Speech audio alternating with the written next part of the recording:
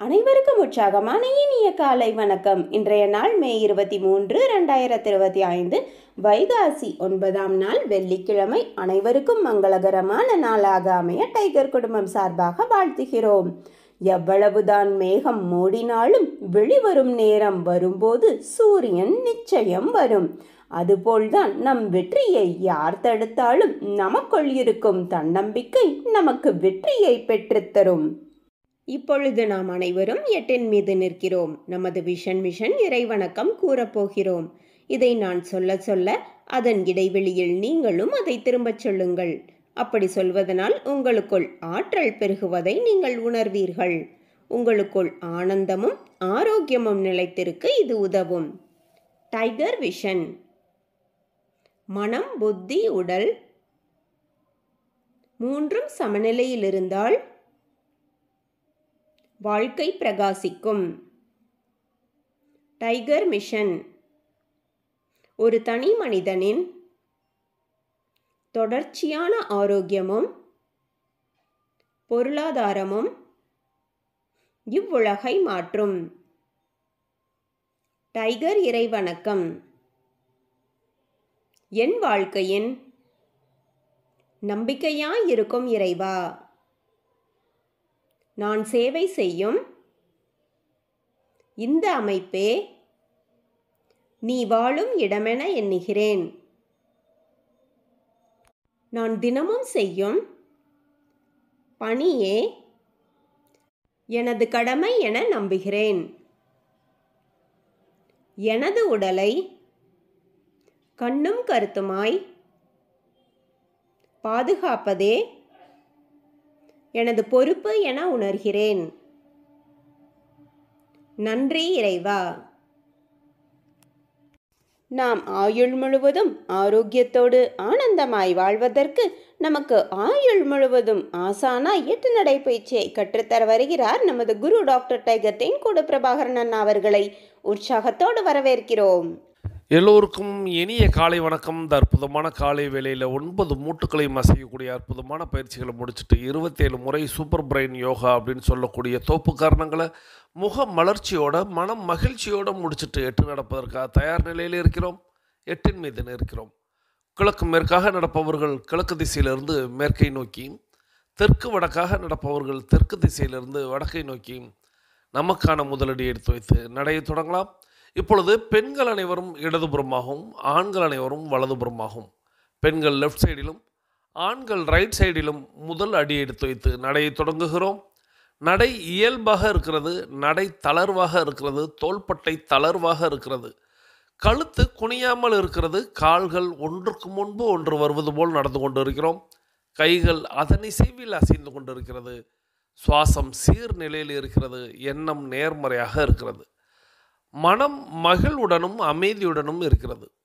ஒற்றை சிந்தனையாளர்கள் அத்தனை பேரும் ஒற்றுமையோடு ஒரே திசையை நோக்கி பயணித்துக் கொண்டிருக்கிறோம். நமது பயணம் வெற்றிகரமாக அமைய எல்லாம் வல்ல இறைவனை துணை கலைத்து கொண்டு தொடர்ந்து பயணிக்கிறோம். ஒவ்வொரு விடியலும் நமக்கு பல விஷயங்களை கற்றுத்தந்து கொண்டே இருக்கிறது. நாம் பெற்றுக்கொண்டே இருக்கிறோம். அதை வாழ்வில் பயன்படுத்தி வெற்றி கண்டு கொண்டே இருக்கிறோம். அவ்வாறாக இன்றைய விடியலும் நமக்கு பல விஷயங்களை கற்றுத்தரப்போகிறது. நாம் பெற்றுக்கொள்ளப் போகிறோம். அதை வாழ்வில் பயன்படுத்தி வெற்றி காணப் போகிறோம். ஒவ்வொரு நாளும் நமது நடையை தொடங்கும் போது நாம் சில பல நினைவூட்டல்களை நினைவூட்டுவது வழக்கம். அந்த வகையில் இன்றைய நினைவூட்டல்கள், நம்மளுடைய உள்ளங்கைகளை மடக்கி பார்த்தல் அப்படிங்கிற ஒரு செயலை செய்து பார்க்க வேண்டும். இப்பொழுது நாம் நடையை தொடங்கி இருக்கிறோம். உள்ளங்கைகளை மடக்கி பார்த்தால் அது இயல்பாக இருக்கும். விரலின் நகங்களின் வண்ணங்களை பார்க்க வேண்டும். அவைகளும் இயல்பாகவே இருக்கும். நடையை தொடங்கும் பொழுது சுவாசத்தை சோதித்து பார்த்திருக்க வேண்டும். நம்மளுடைய 2 நாசியிலையும் சுவாசம் வருகிறதா அப்படின்னு இப்படி நம்மளுடைய சோதனைகளை செய்து தான் நம்மளுடைய பயிற்சிகளை தொடங்க வேண்டும். தொடர்ந்து நம்மளுடைய முதல் விஷயமாக நாம் செய்ய வேண்டியது, நம்மளுடைய பயிற்சிகளை, முயற்சிகளை, நிகழ்ச்சிகளை, செயல்களை எதை தொடங்குவதற்கு முன்பாக நம்மளுடைய தாயை வணங்க வேண்டும், நம்மளுடைய தந்தையை வணங்க வேண்டும், நமது குருமார்களை வணங்க வேண்டும், நமது இயற்கையை, இறைவனை, பிரபஞ்சத்தை வணங்க வேண்டும். நம்மளுடைய இஷ்ட தெய்வங்களை வணங்கி கொள்ள வேண்டும். நமது மூதாதையர்கள் முன்னோர்களை வணங்கி கொள்ள வேண்டும். இவ்வாறாக நம்மளுடைய தாய் தந்தை குருமார்கள், இயற்கை இறைவன், பிரபஞ்சம், இஷ்ட தெய்வங்கள், மூதாதையர்கள், முன்னோர்கள் இவர்களை வழிபட்டு அவர்களிடம் அருளாசி பெற்று அவர்களை வழித்துணைக்கு அழைத்து நமது பயிற்சிகளை நாம் தொடங்கி இருக்க வேண்டும். இவ்வாறாக தொடங்கப்படக்கூடிய அத்தனை செயல்களும் வெற்றியில் நிறைவடையும் என்பதை நினைவில் கொள்ளுங்கள். அவர்கள்தான் நமக்கு ஒரு ஊன்றுகோலாக, ஒரு தூண்டுகோலாக நமக்கு என்றென்றும் இருப்பார்கள். நம்மளை சிறப்பாக வழிநடத்துவார்கள், நம்மை வெற்றி பெற செய்வார்கள். அவர்களை வழிக்கு அழைத்து கொண்டு நமது பயிற்சிகளை தொடங்கினோமானால் நிச்சயமாக ஒவ்வொரு நாளும் வெற்றியை நாம் பெறுவோம் என்பதை இந்த நேரத்தில் நினைவூட்டி, தொடர்ந்து நம்மளுடைய இலக்கு எது என்பதை நினைவில் கொண்டு பயணிக்க வேண்டும். இலக்கில்லா பயணம் துடுப்பில்லா படகில் பயணிப்பது போல அப்படின்னு நான் அடிக்கடி சொல்லுவேன். ஸோ இலக்கை நிர்ணயித்து பயணிக்க வேண்டும். இலக்கை நாம் அடைய போகிறோம், தொட போகிறோம், வெற்றி காண போகிறோம் அப்படிங்கிற அந்த எண்ணத்தோடு பயிற்சியை தொடங்கினால் இலக்கு எதுவாக வேண்டுமானாலும் இருக்கலாம். நம்மளுடைய இலக்கு அப்படிங்கிறது எது சம்பந்தப்பட்டதாக இருக்கலாம். ஆனால் இலக்கின் முடிவை மட்டும் மனதில் கொண்டு அதை நோக்கி நாம் பயணிக்கிறோம் என்பதை நினைவில் கொண்டு நமது பயணத்தை தொடங்க வேண்டும். நமக்கு அருகில் குடிநீர் இருக்கும்படியாக பார்த்து கொள்ள வேண்டும். நாம் நடக்கும் இடத்தில் காற்றோட்டம் இருக்கும்படியாக பார்த்து கொள்ள வேண்டும். போதிய வெளிச்சம் இருக்கிறதா என்பதை நினைவில் கொண்டு நமது பயிற்சிகளை நாம் தொடங்க வேண்டும். நமது எண்ணத்தை சுத்தமாகவும் நமது உள்ளத்தை மகிழ்ச்சியாகவும் உற்சாகமாகவும் வைத்து நமது பயிற்சிகளை தொடங்க வேண்டும். புதியவர்கள், பேசிக் கோர்ஸில் பயணிக்கக்கூடியவர்கள் 10:30 நிமிடத்தில் மணியோசை கேட்டதுக்கப்புறம் நடையை மாற்றி நடக்கணும். பழையவர்கள், அதாவது அட்வான்ஸ் கோர்ஸில் பயணிக்கக்கூடியவர்கள், புதியவர்கள்ங்கிறது டைகர் குழுமத்தை பொறுத்தவரை 21 நாட்கள் தான். ஸோ அதன் பிறகு எல்லாருமே அட்வான்ஸ் கோர்ஸ் அப்படிங்கிற ஒரு பகுதிக்கு வர முயற்சிக்கணும். ஸோ அவர்களுக்கு 42 நிமிட நடை, 21 நிமிடங்களில் இடைவெளி சொல்லும் பொழுது அதன் பிறகு மாற்றி நடக்கணும். இதையும் ஒவ்வொரு நாளும் நினைவில் வையுங்கள். புதியவர்களுக்கு ஒரு மணியோசை 10:30 நிமிடத்தில் கேட்கும். அப்பொழுது அவர்கள் நடையை மாற்றி நடக்கணும். அனைவரும் அனைவரது இலக்குகளையும் அடைவதற்கு எல்லாம் வல்ல இயற்கை இறைவன் பிரபஞ்சம் துணை நிற்க வேண்டும் என்று வேண்டி வணங்கி வாழ்த்தி தொடர்ந்து பயணிக்கிறோம். தொடர்ந்து இன்றைய தினம் பகுதி கேட்க போகிறோம். இன்றைய தினம் பகுதியை நமக்கு வழங்க வருகிறார் சகோதரி டைகர் அகிலா கோபிநாத் ஃப்ரம் கோயம்புத்தூர். அவர்கள் அவர்களது குடும்பம் மகிழ்ச்சியோடும் ஆரோக்கியத்தோடும் செல்வ வளங்களோடும் இருப்பதற்கு எல்லாம் வல்ல இயற்கை இறைவன் பிரபஞ்சம் துணை நிற்க வேண்டும். அவர்கள் எண்ணியதெல்லாம் நடக்க வேண்டும், கேட்டதெல்லாம் கிடைக்க வேண்டும். அவர்களது குடும்பத்தில் ஆரோக்கியம் நிலைத்திருக்க வேண்டும், ஆனந்தம் நிலைத்திருக்க வேண்டும். அவர்களுடைய பொருளாதாரம் உயர்ந்து கொண்டே இருக்க வேண்டும். அவர்களது பணி சிறந்து விளங்க வேண்டும். அவர்களது தொழில் வளர்ந்து கொண்டே இருக்க வேண்டும். அவர்களது பணி பிறர் பாராட்டும்படியாக அமைய வேண்டும். அதை எல்லாம் வல்ல இயற்கை இறைவன் பிரபஞ்சம் அவர்களுக்கு வழங்க வேண்டும் என்று என்னுடைய வேண்டுதல்களையும் வாழ்த்துக்களையும் தெரிவித்துக் கொள்கிறேன். நீங்களும் உங்களுடைய வாழ்த்து மலைகளை சகோதரி டைகர் அகிலா கோபிநாத் ஃப்ரம் கோயம்புத்தூர் அவர்களுக்கு வழங்குமாறு அன்போடு கேட்டு, இப்பொழுது நாம் இன்றைய தினம் பகுதியை கேட்டுக்கொண்டே பயணிக்கலாம். வாருங்கள். அனைவருக்கும் வணக்கம். இன்றைய தினம் பகுதியில் இன்று நாம் கொண்டாடி கொண்டிருக்கும் நிகழ்வு உலக ஆமைகள் தினம். மே 23 வேர்ல்டு டர்ட்டில் டே அப்படின்னு கொண்டாடுறோம். ஆமைகள் பற்றிய விழிப்புணர்வை ஏற்படுத்துறதுக்காக கொண்டாடப்படுற நாள் தான் உலக ஆமைகள் தின நாள். இந்த நாளில் அவற்றின் வாழ்விடங்கள், காணாமல் போவது மற்றும் நாம் எவ்வாறு உதவ முடியும் என்பதில் முக்கியத்துவம் கொடுத்து இந்த நாளை நம்ம கொண்டாடுறோம். ஆமைகளை பாதுகாக்கிறதுக்காக அமெரிக்க ஆமை அமைப்பு 1990 நிறுவப்பட்டது. அதன் தொடக்கத்திலேருந்து 5000 ஆமைகளை மீட்டு அவங்க பாதுகாத்திருக்கிறாங்க. 2000 ஆண்டில் தான் சுற்றுச்சூழல் கவலைகளை நிவர்த்தி செய்வதன் மூலமாக ஆமைகளுக்கு சரியான பராமரிப்பு குறித்த விழிப்புணர்வை ஏற்படுத்துறதுக்காக 2000 ஆண்டில் இந்த அமைப்பு முதல் உலக ஆமை தினத்தை கொண்டாட ஆரம்பித்தாங்க.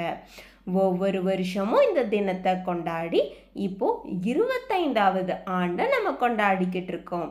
இந்த வருஷம் என்ன தீமில் கொண்டாடுறோம் அப்படின்னா, ஆமைகள் பாறை நடனம், டான்சிங் டர்ட்டில்ஸ் ராக் அப்படிங்கிற தலைப்பில் கொண்டாடுறோம். ஆமைகள் ஞானம் மற்றும் விடாமுயற்சிக்கு தொடர்புடையது.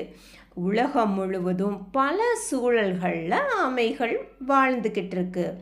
கரைகளில் கரை ஒதுங்கும் இறந்த மீன்களை உண்பது மூலமாக நமது கடற்கரையை சுத்தமாக வச்சிருக்கு.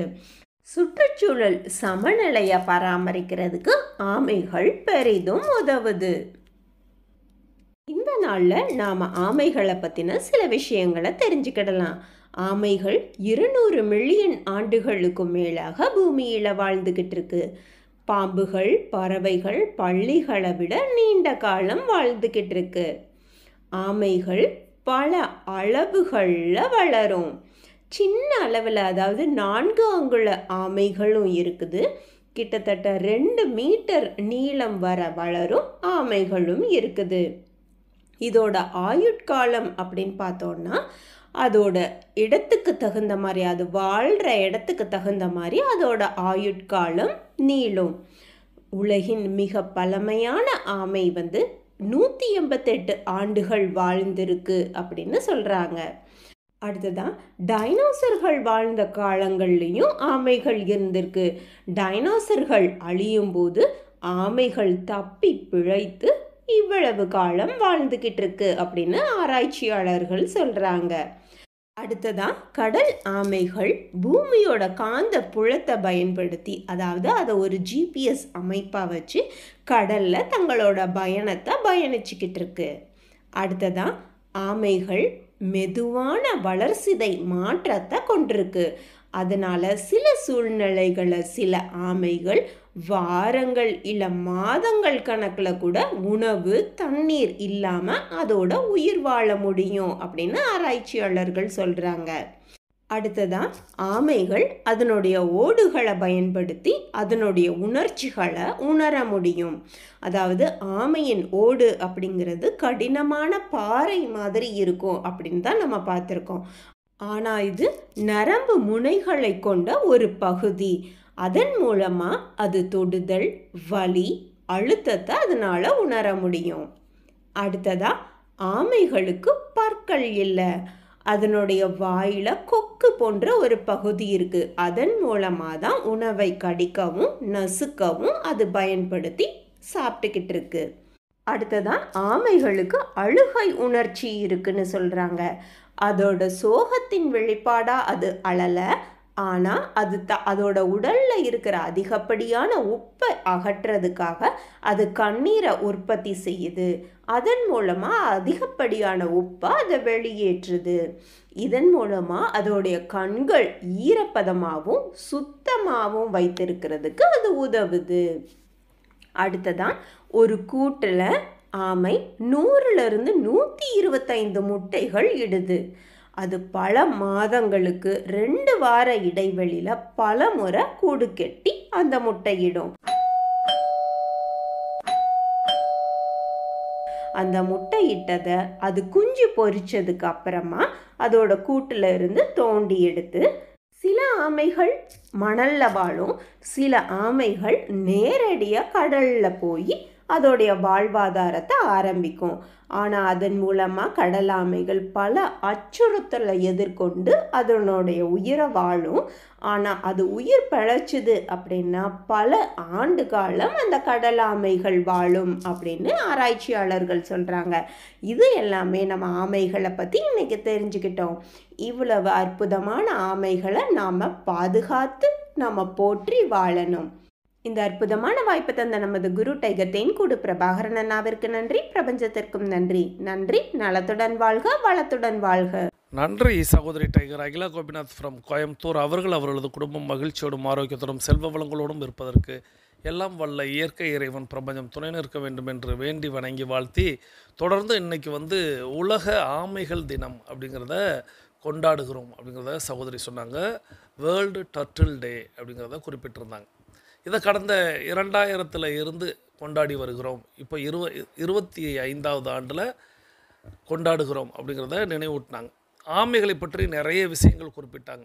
ஆமைகள் அதனுடைய ஆயுட்காலம் எப்படி, அது தியானத்தோடு எப்படி அதை கம்பேர் பண்ணுறாங்க, இந்த மாதிரி பல்வேறு விஷயங்களை சொல்லிவிட்டு ஜிபிஎஸ் முறைப்படி அது ஒரு மேப் மாதிரி வைத்து அது பயணித்தது அப்படின்னு ஒரு விஷயத்தை அப்படி சொல்லிட்டு கடந்தாங்க. அந்த விஷயத்தை நம்ம அப்படி பேசலாம் அப்படின்னு நான் நினைக்கிறேன். என்ன அப்படின்னா, முதல்ல ஆமை மனிதனுக்கு எந்த வகையில் உதவி செய்தது, ஏன் ஆமைகளை குறிப்பிட்டு சொல்லணும் அப்படின்னா, தமிழர்களுடைய கோவில்களில் நீங்கள் நிறைய இடங்களில் பார்த்துருக்கலாம். நம்ம இப்போ உள்ள நவீன காலம் ஆமை அப்படின்னு சொன்னாலே காலையில் இப்போ சகோதரி சொல்லும் போதே நிறைய பேர் என்ன காலையிலேயே நம்ம வந்து ஆமைங்கிற வார்த்தையை கேட்குறோமே அப்படிங்கிற மாதிரியெல்லாம் சில பேருக்கு தோணும், என்ன தோன்றி இருக்கும்.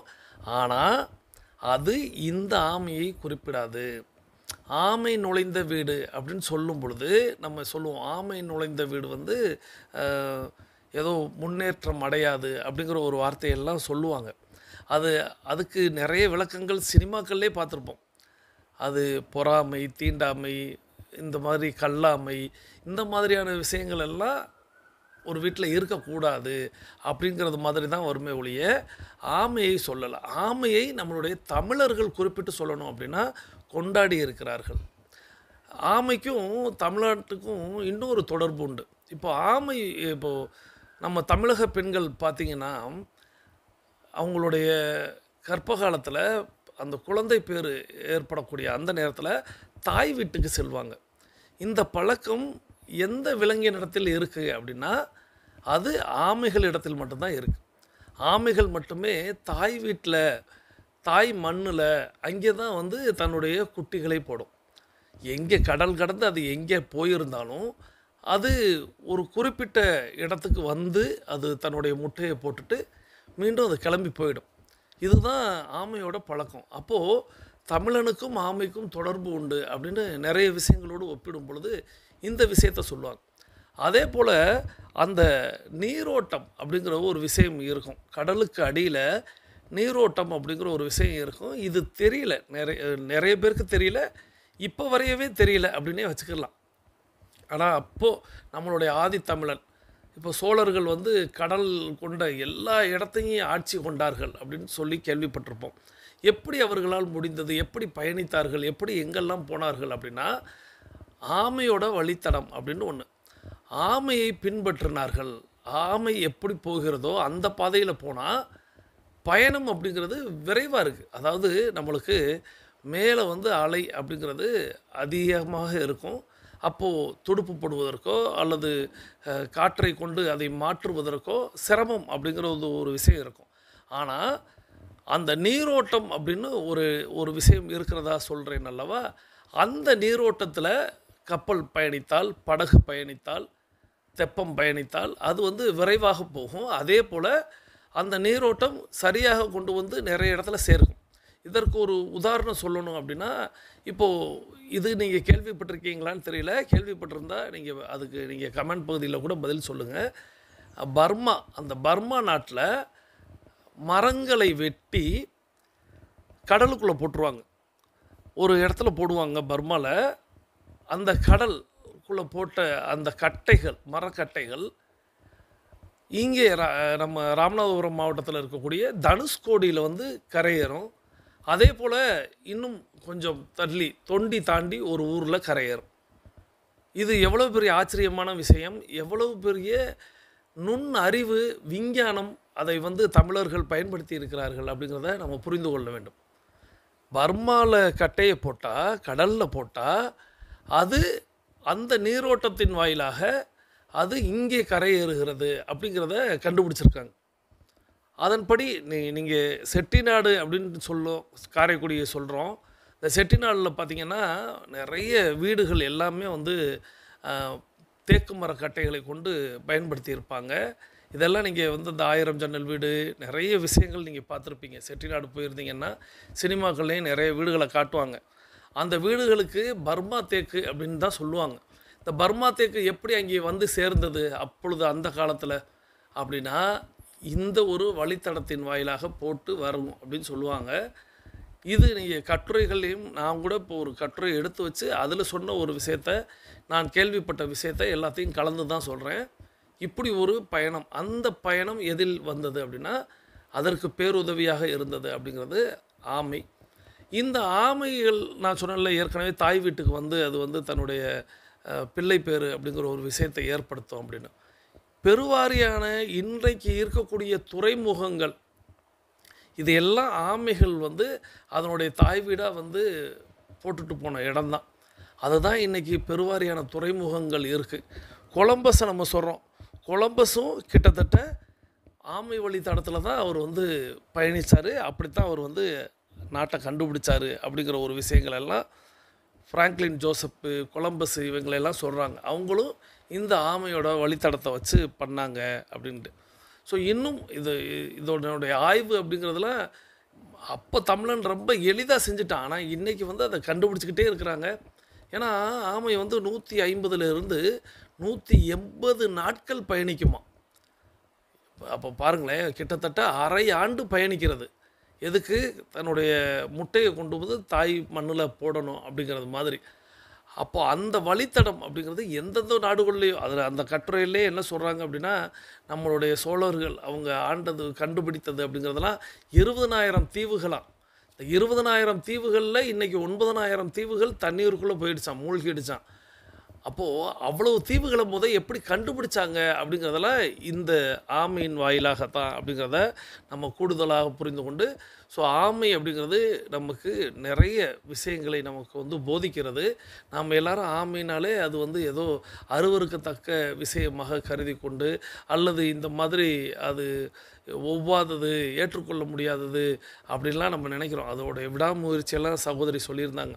அதனுடைய விடாமுயற்சி, அதனுடைய தியானம், அதனுடைய மூச்சு பயிற்சி, நிறைய விஷயங்கள் நம்ம வந்து ஆமையிடமிருந்து கற்றுக்கொள்ள முடியும்.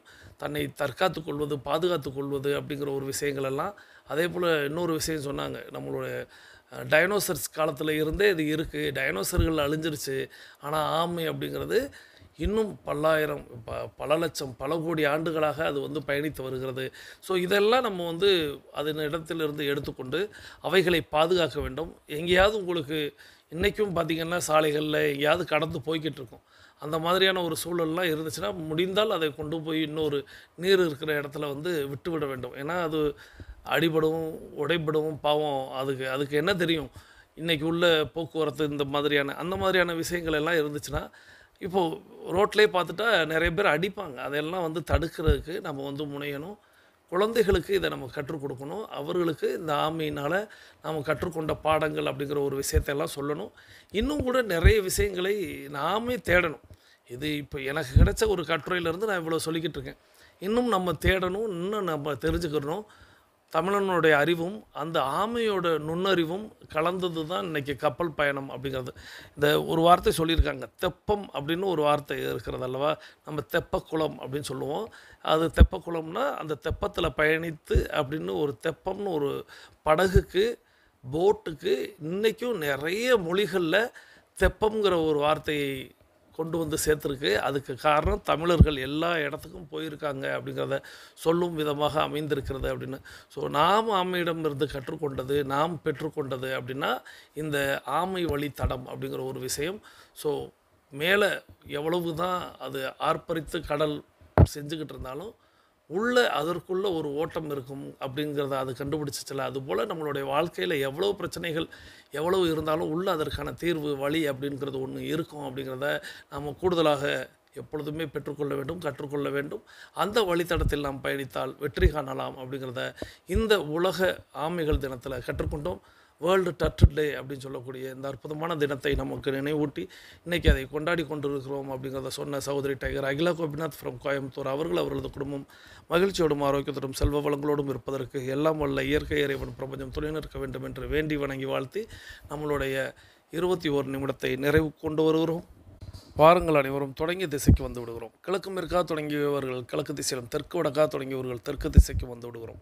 நமது உள்ளங்கைகளை மடக்கி பார்க்கிறோம், இறுக்கமாக இருக்கிறது. விரலின் நகங்களின் வண்ணங்களை பார்க்கிறோம், சிவப்பு வண்ணத்தில் மாறி இருக்கிறது. சுவாசத்தை சோதித்து பார்க்கிறோம். 2வது நாசிலும் சுவாசம் வரக்கூடிய இந்த வேளையில் நாம் எல்லாரும் நமக்கு அருகில் இருக்கக்கூடிய குடிநீரை எடுத்து நிறுத்தி நிதானித்து ரசித்து ருசித்து பருகிக்கொள்கிறோம். தண்ணீர் பருகுதல் என்பது ஒரு கலை என்பதை நாம் அறிவோம். தண்ணீர் பருகும் பொழுது நமது கவனத்தை நீரில் வைப்போம், நீரின் தன்மையில் வைப்போம், நீரின் சுவையில் வைப்போம். நீரை நிதானமாக பருகுவோம். நீரை பற்றி நேற்றைக்கெல்லாம் நிறைய கேள்விகள், அந்த கேள்விக்கான பதில்கள்னு பார்த்தேன். ஒரு சிலருக்கு அவங்களுக்கு நீரில் வந்து என்னென்ன சுவை தட்டுப்பட்டது அப்படிங்கிறதும், ஒரு சிலர் வந்து எனக்கு எந்த சுவையுமே தெரியலையே அப்படிங்கிற மாதிரிலாம் சொல்லியிருந்தாங்க. இன்னும் கொஞ்சம் ஆழமாக நீங்கள் வந்து இடைவேளையில் மட்டும் இல்லை, நீங்கள் வந்து மற்ற நேரங்கள்லேயும் கவனிச்சிருக்கீங்களா அப்படிங்கிறத கூட இன்றைக்கி ஒரு கேள்வியாக மாற்றிடலாமான்னு தோணுது. ஏன்னா நான் சொல்லும் பொழுது உங்களுக்கு நினைவுக்கு வருவது அப்படிங்கிறது ஒன்று, சரி அது ஒரு ஓகே நல்ல பழக்கம்தான். ஆனால் அது எப்பொழுதுமே வாழ்க்கை முழுவதும் தொடரணும் அப்படின்னா நீங்கள் எல்லா நேரங்களிலும் நீங்கள் அதை சுவைக்கிறீங்களா, ரசிக்கிறீங்களா, ருசிக்கிறீங்களா அப்படிங்கிறது முக்கியம். ஸோ இப்போது இன்றைக்கி அது ஒரு கேள்வியாக கூட, துணை கேள்வியாக கூட வச்சுக்கலாம். இப்போ நீங்கள் தண்ணீர் பருகும் பொழுது மீண்டும் அந்த கவனத்தில் கொண்டு வந்துட்டு நீங்கள் சொல்ல வரலாம். இப்போது நம்ம தண்ணீர் பருகி முடிச்சிருப்போம், நமக்கு அருகில் இருக்கக்கூடிய மொபைல் ஃபோனை கையில் எடுத்துக்கிறோம். இன்றைக்கி நம்ம என்ன கருத்து பதிவிட போகிறோம் அப்படின்னா, முதல் கருத்து அப்படிங்கிறது தினசரி நடவடிக்கை அறிக்கை அப்படிங்கிறத நீங்கள் சமர்ப்பித்து விட்டீர்களா நேற்றைக்கு? அதை என்ன உள்ளுணர்வோடு நீங்கள் அதை சமர்ப்பித்தீர்கள்? அதை பற்றி நீங்கள் வந்து முதல் கேள்விக்கு விடையளியுங்கள். இரண்டாவது கேள்வி அப்படிங்கிறது இன்றைக்கி 2 கேள்வி, ஏன்னா துணை கேள்வி அப்படின்னு ஒன்று சொல்லிட்டேன். அது என்ன அப்படின்னா, மற்ற நேரங்களில் நீங்கள் நீர் பருகும் பொழுது அந்த சுவையை உணர்ந்தீர்களா? எல்லா சுவையும் இருக்குதான்னு நீங்கள் சோதித்து பார்த்தீர்களா? இது மற்ற நேரங்கள்லையும் இடைவெளியில் மட்டும் இல்லை, உங்களுடைய 8 நாளைக்கு பிறகு நீங்கள் எப்பெல்லாம் தண்ணீர் பருகுறீங்களோ அப்போல்லாம் இது ஞாபகத்துக்கு வந்துச்சா, அதை உணர்ந்தீர்களா? இது ஒரு கேள்வி. இரண்டாவதாக இன்னொரு கேள்வி என்ன அப்படின்னா, உங்களிடத்தில் நான் வந்து சேமிப்பதற்காக உண்டியல் வையுங்கள், சேமியுங்கள்னு கடந்த ஆண்டு ஜனவரி மாதம் நான் சொல்லியிருந்தேன். 2024 ஜனவரி மாதம் நான் சொல்லியிருந்தேன். அது நம்மளுடைய ஒரு இலக்காக வச்சு நம்ம சொல்லியிருந்தோம்.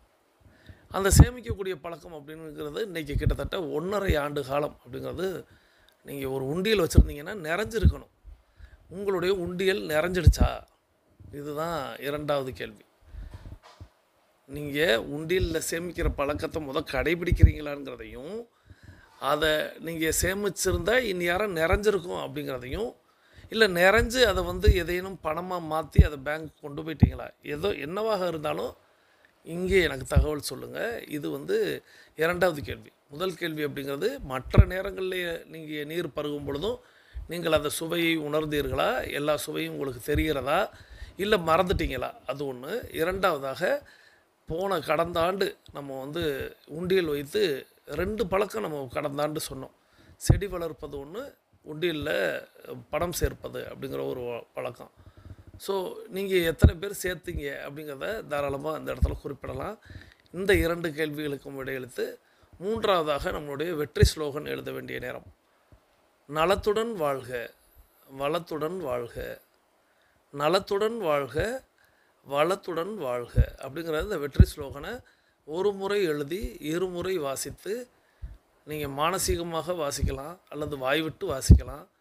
நீங்கள் கண்மூடி பிறர் நல்லா இருக்கணும், நாமும் அதில் கலந்து இருக்கணும், நலத்தோடு எல்லோரும் இருக்கணும், வளத்தோடு எல்லோரும் இருக்கணும் அப்படிங்கிறத நீங்கள் மனசில் வேண்டி நீங்கள் வந்து போஸ்ட் பண்ணுங்கள். இந்த ஸ்லோகனை யாரெல்லாம் இவ்வாறாக செய்கிறார்களோ அவர்களுடைய வாழ்க்கை அப்படிங்கிறது பிரகாசமாக மாறிக்கொண்டே இருக்கிறது. அவர்களுடைய வாழ்க்கையில் ஆனந்தம் நிலைத்திருக்கிறது அப்படிங்கிறத கண்கூடாக நான் பார்த்து வருகிறேன். ஸோ அதனால் நலத்துடன் வாழ்க, வளத்துடன் வாழ்க அப்படிங்கிற அந்த ஸ்லோகனை எழுதுங்க.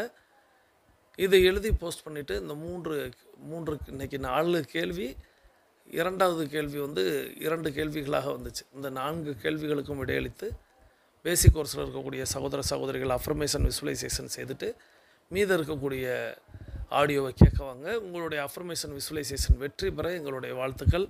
அட்வான்ஸ் கோர்ஸில் இருக்கக்கூடிய 42 நிமிட நடைக்காரர்கள் நமக்கான அடுத்த சுற்றை தொடங்கலாம். இப்பொழுது ஆண்கள் அனைவரும் இடதுபுறமாகவும் பெண்கள் அனைவரும் வலதுபுறமாகவும், ஆண்கள் லெஃப்ட் சைடிலும் பெண்கள் ரைட் சைடிலும் முதலடி எடுத்து வைத்து நடையை தொடங்குகிறோம். நடை இயல்பாக இருக்கிறது, நடை தளர்வாக இருக்கிறது, தோள்பட்டை தளர்வாக இருக்கிறது, கழுத்து குனியாமல் இருக்கிறது, கால்கள் ஒன்றுக்கு முன்பு ஒன்று வருவது போல் நடந்து கொண்டு இருக்கிறோம், கைகள் அதன் இசைவில் அசைந்து கொண்டு இருக்கிறது, சுவாசம் சீர்நிலையில் இருக்கிறது, எண்ணம் நேர்மறையாக இருக்கிறது, மனம் மகிழ்வுடனும் அமைதியுடனும் இருக்கிறது. ஒற்றை சிந்தனையாளர்கள் அத்தனை பேரும் ஒற்றுமையோடு ஒரே திசையை நோக்கி பயணித்து கொண்டு இருக்கிறோம். நமது பயணம் வெற்றிகரமாக அமைய எல்லாம் வல்ல இறைவனை துணை கலைத்து கொண்டு தொடர்ந்து பயணிக்கிறோம். தொடர்ந்து நம்ம இன்றைக்கி ஒரு அற்புதமான கதை கேட்க போயிடும். இந்த அற்புதமான கதையை நமக்கு தேர்வு செய்து அனுப்பி வைத்திருப்பவர் சகோதரி டைகர் கீதா ஃப்ரம் பள்ளத்தூர். இவங்க சிவகங்கை டைகர் கிளப்போடைய கேப்டனாக இருக்கிறாங்க. சகோதரி tiger Geetha from Pallathur Sivaganga tiger club captain. அவர்கள் அவர்களது குடும்பம் மகிழ்ச்சியோடும் ஆரோக்கியத்தோடும் செல்வ வளங்களோடும் இருப்பதற்கு எல்லாம் வல்ல இயற்கை இறைவன் பிரபஞ்சம் துணை நிற்க வேண்டும். அவர்கள் எண்ணியதெல்லாம் நடக்க வேண்டும், கேட்டதெல்லாம் கிடைக்க வேண்டும். அவர்களது குடும்பத்தில் ஆரோக்கியம் நிலைத்திருக்க வேண்டும், ஆனந்தம் நிலைத்திருக்க வேண்டும். அவர்களுடைய பொருளாதாரம் உயர்ந்து கொண்டே இருக்க வேண்டும். அவர்களது பணி சிறந்து விளங்க வேண்டும். அவர்களது பணி பிறர் பாராட்டும்படியாக அமைய வேண்டும். அதை எல்லாம் வல்ல இயற்கை இறைவன் பிரபஞ்சம் அவர்களுக்கு வழங்க வேண்டும் என்று என்னுடைய வேண்டுதல்களையும் வாழ்த்துக்களையும் தெரிவித்து, நீங்களும் உங்களுடைய வாழ்த்து மலைகளை சகோதரி tiger Geetha from Pallathur Sivaganga tiger club captain அவர்களுக்கு வழங்குமாறு அன்போடு கேட்டு இப்பொழுது அந்த கதையை கேட்டுக்கொண்டே பயணிக்கலாம். வாருங்கள். ஒரு ஊருக்கு சாமியார் ஒருத்தர் வராரு. முனிவர், துறவி எது வேணாலும் வச்சுக்கோங்களேன். அந்த சாமியார் பொய் பேசாதவங்க வீட்டுல கொடுக்கப்படுற உணவை மட்டும்தான் சாப்பிடுவாரு.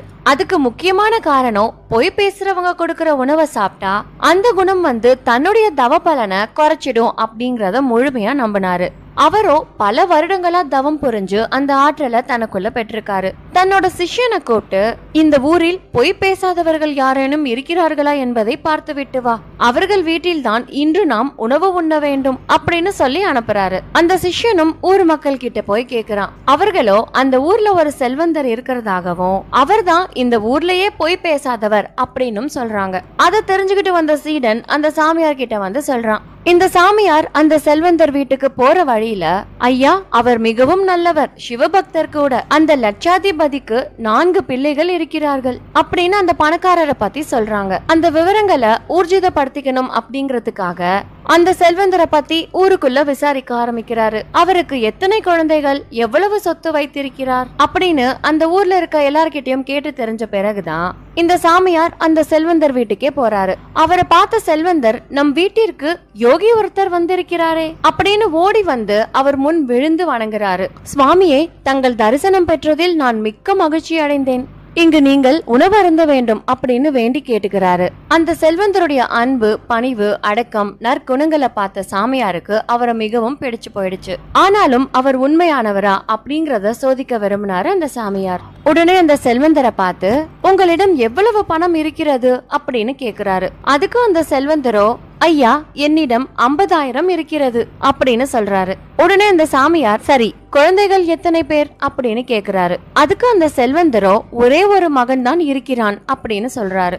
அதை கேட்ட சாமியாருக்கு கோபம் வந்துருச்சு. ஊரில் இவருக்கு 4 பிள்ளைகள் என்றல்லவா கூறினார்கள், ஆனால் இவனோ ஒரே ஒரு மகன் என்கிறானே. சரி, அடுத்த கேள்வியையும் கேட்டு பார்ப்போம் அப்படின்னு நினைச்சிட்டு, உனது வயது என்ன அப்படின்னு கேக்குறாரு. அதுக்கு அந்த செல்வந்தரோ, சுவாமி எனக்கு 4 வயது ஆகிறது அப்படின்னு சொல்றாரு. அதை கேட்ட சாமியாருக்கு கண்முன் தெரியாம கோபம் வந்துச்சு. இந்த ஊரில் உள்ளவர்கள் உன்னை பொய் பேசாதவர் என்கிறார்களே, நீ பேசுவதெல்லாம் நம்பும்படியே இல்லை. நீ உண்மையானவனும் அல்ல. இங்கு நான் உணவு சாப்பிட்டால் அது என் தவத்தை அழித்து என் குணத்தையும் மாற்றிவிடும். நான் பொய் சொல்பவர்கள் வீட்டில் சாப்பிடுவதில்லை அப்படின்னு சொல்லி அங்கிருந்து கிளம்புறாரு. அந்த செல்வந்தரோ சாமியார் கால்கள்ல விழுந்து, சாமி நான் பொய் பேசவில்லை, நானோ சிவபக்தன், சத்தியம் சொல்கின்றேன். இன்று மட்டுமல்ல, என் வாழ்நாளில் இதுவரை நான் பொய் பேசியதே இல்லை. சற்று நிதானமாக ஆராய்ந்து பார்த்துவிட்டு பின்பு முடிவு செய்யுங்கள் அப்படின்னு சொல்லி தன்னோட வரவு செலவு கணக்கு புத்தகத்தை எடுத்துட்டு காட்டுறான். அதுல இருப்பு தொகை 5 லட்சம் ரூபாய்னு இருந்தது. அதை பார்த்த சாமியார் அந்த செல்வந்தரை பார்த்து, உங்கள் கணக்கு புத்தகத்தில் உமது சொத்து 5 லட்சம் ரூபாய் என காட்டுகிறது. ஆனால் நீங்கள் எப்படி 50,000 ரூபாய் என்று சொன்னீர்கள் அப்படின்னு சாமியார் கேட்டதும் அந்த செல்வந்தர், சுவாமி 5 லட்சம் ரூபாய் பெட்டியில் உள்ளது என்றாலும் பெட்டியில் உள்ள பணம் என்னுடையதாகுமா? இதோ பாருங்கள், நான் செய்த தர்ம கணக்கில் இதுவரை 50,000 ரூபாய் தான் செலவழித்துள்ளேன். நான் தர்மம் புரிந்த பணம் தானே என்னுடையது. இப்போதே நான் இருந்தால் அந்த பெட்டியில் உள்ள தொகை என்னுடன் வராதல்லவா?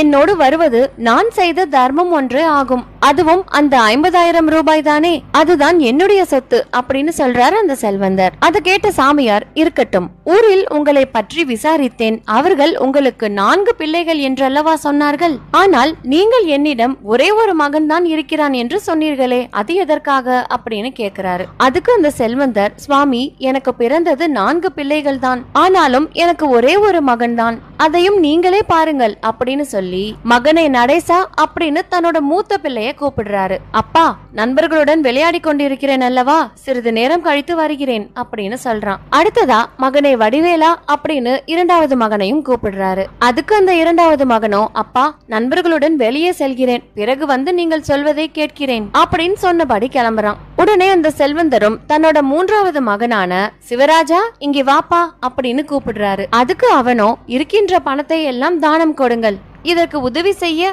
என்னை வேறு கூப்பிடுகிறீர்கள் அப்படின்னு பதில் மட்டும் தான் வந்துச்சு. உடனே தன்னுடைய இளைய மகனான குமரேசனை கூப்பிடுறாரு. கூப்பிட்ட குரலுக்கு அவனோ ஓடி வந்து நின்னான். தன் தந்தையையும் எதிரில் உக்காந்துகிட்டு இருந்த அந்த சாமியாரையும் வணங்கியபடி, அப்பா நான் என்ன செய்ய வேண்டும் சொல்லுங்கள், நீங்கள் சொல்வதை அப்படியே செய்து முடிக்கிறேன் அப்படின்னு சொல்றான். இப்போ அந்த செல்வந்தர் சாமியாரை பார்த்து, சுவாமி அந்த மூவரும் என் புதல்வர்களா? அவர்கள் மூவருமே நான் செய்யும் தர்மத்திற்கு முரணாக இருக்கிறார்கள். இவன் ஒருவன் மட்டுமே என்னுடைய தர்மத்திற்கு துணையாக இருக்கிறான்.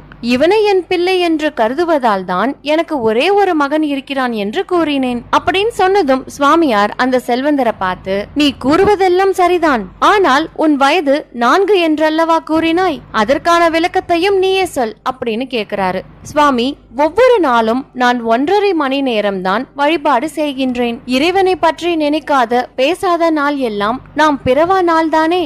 என் அப்பன் சிவபெருமானை பூசிக்கும் நேரம்தான் எனக்கு சொந்தமானது. அடியோனுக்கு இந்த உடம்பு பிறந்து 60 ஆண்டுகள் ஆயின. 5 வயதிலிருந்து பூசிக்கின்றேன். நாள் ஒன்றுக்கு 1.5 மணி நேரம் பூஜை செய்கிறேன். அந்த வகையாக பார்த்தால் அடியோன் பிறந்து 60 ஆண்டுகள் ஆனாலும் எனக்கு சொந்தமான வயது இறைவனை பூஜித்த அந்த 4 வருடங்கள் தான். அதனால்தான் எனக்கு 4 வயது என்று கூறினேன் அப்படின்னு சொல்லி வணங்கி நிற்கிறாரு. அந்த செல்வந்தருடைய பதில கேட்ட சாமியார் மெய் சிலிர்த்தபடி, நீங்கள் சொன்னது உண்மையிலும் உண்மை.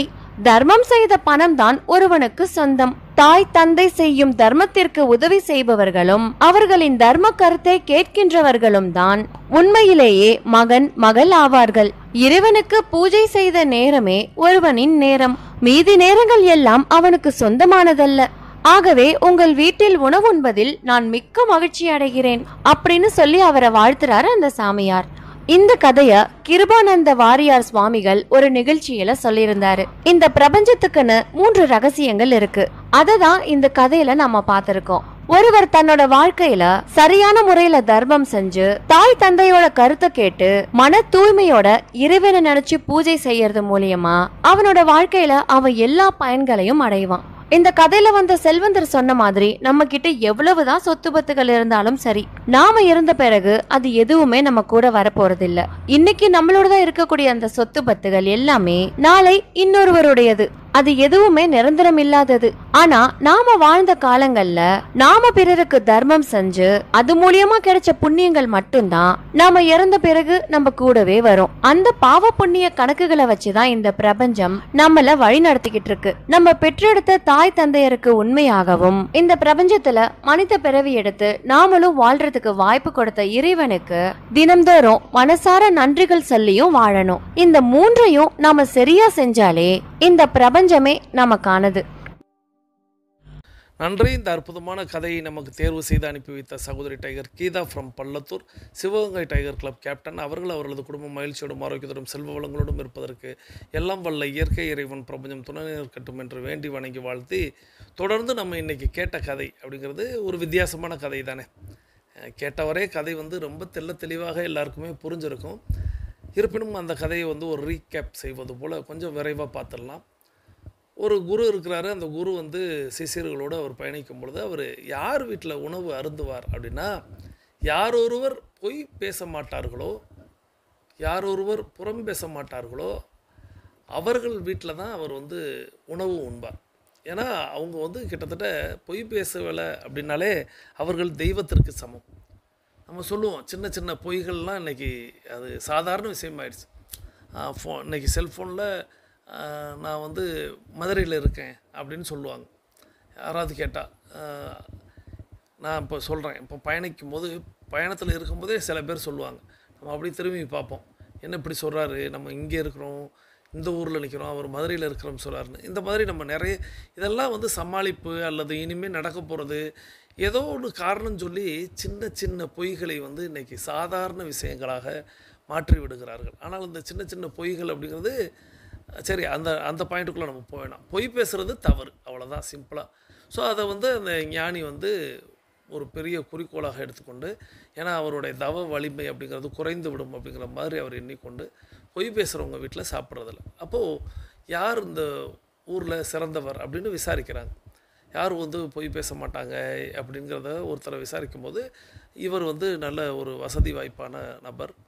இவர் வந்து 4 பிள்ளைகளுக்கு தகப்பனார், இத்தனை வயதை உடையவர் அப்படிங்கிற மாதிரி விசாரிச்சுட்டு வந்து சொல்கிறாங்க.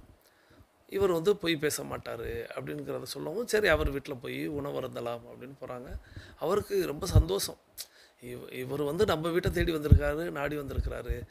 ஸோ அப்போ அவருக்கு நம்ம வந்து விருந்து சிறப்பாக படைக்கணும் அப்படின்னு சொல்லிட்டு அவர் தயார் நிலையில் இருக்கிறார்.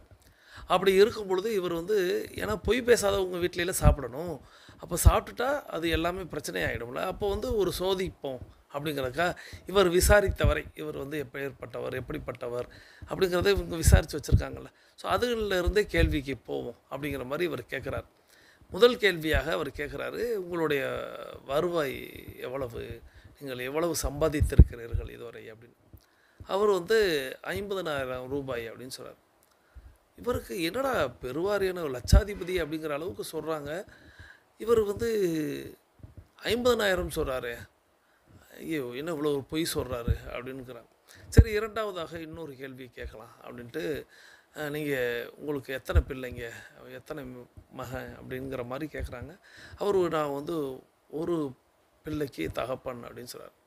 இவருக்கு தூக்கி வாரி போடுது, இவர் வீட்டிலையே சாப்பிட வந்தோம், ஏன்னா பேசுகிறதெல்லாம் பொய்யா இருக்குது அப்படிங்கிற மாதிரி. ஏன்னா 4 பிள்ளைக்கு தகப்பன் அப்படிங்கிறத விசாரித்து வச்சுருக்குறாங்க. அப்போது அடுத்து, சரி உங்களுடைய வயது என்ன, ஏன்னா நிறைய பேர் சொல்லக்கூடிய பொய்யில் வயதில் தான் நிறைய பேர் பொய் சொல்லுவாங்க. அவர் 4 வயதுன்னு சொல்கிறார். இவர் போச்சுடா, இவர் முழு சூத்தில் முழு பூசணிக்காயை ஒழிக்கக்கூடிய நபராக இருப்பார் போல், இவரை போய் பொய் பேசாதவர்னு சொல்கிறாங்க அப்படின்னு சொல்லிட்டு, என்னங்க இப்படி சொல்கிறீங்க, உங்களுடைய வருமானம் வந்து வெறும் 50,000 சொல்கிறீங்க, எப்படிங்க அப்படின்னு சொல்லும்போது, இல்லை உண்மையிலேயே என்னுடைய வருவாய் வந்து நான் இதுவரை சம்பாதித்தது அப்படிங்கிறது 50,000 ரூபாய் தான் அப்படின்னு சொல்கிறார். அப்போது இவர் அந்த இது பொய்யால் தெரியுதுங்கிற மாதிரி அவர் சொல்லும். அவர் வேண்டாம் பாருங்கள்ட்டு அவருடைய வரவு செலவு நோட்டை கொண்டு வந்து கொடுக்குறார். வரவு செலவு நோட்டை எடுத்துகிட்டு வந்து பார்த்தா அது 5 லட்சம் ரூபாய் அப்படின்னு காட்டுது. அப்போது இவர் சொல்கிறாரு, எனக்கு 5 லட்சம் போட்டிருக்கு, நீங்கள் 50,000 ரூபாய் அப்படின்னு சொல்கிறீங்கன்னு சொல்லவும் அவர் சொல்கிறாரு, 4,5 லட்சம் ரூபாய் அப்படிங்கிறது இருக்குது, 50,000 ரூபாய் அப்படிங்கிறது நான் செலவழிச்சிருக்கேன். எதுக்கு செலவழிச்சிருக்கேன் அப்படின்னா, தான தர்மங்களுக்கு செலவழிச்சிருக்கேன், புண்ணியத்தை தேடுவதற்காக நான் செலவழித்திருக்கிறேன், அதுதானே நான் சம்பாதித்தது. இந்த ரூபாயை வந்து நான் எடுத்துகிட்டு போகிறனோ எடுத்துகிட்டு போகலையோ, செலவழிக்கிறனோ செலவழிக்கலையோ, இதுவரை நான் செலவழித்தது அப்படின்னா அதுதான் நான் வந்து சம்பாதித்ததுன்னு நினைக்கிறேன். எவ்வளோ புண்ணியங்களை நான் தேடி இருக்கிறேனோ அதுதான் என்னுடைய வருவாயின்னு நினைக்கிறேன், அதுதான் என்னுடைய சொத்துன்னு நினைக்கிறேன், அதுதான் என்னுடைய சேர்த்ததுன்னு நினைக்கிறேன்.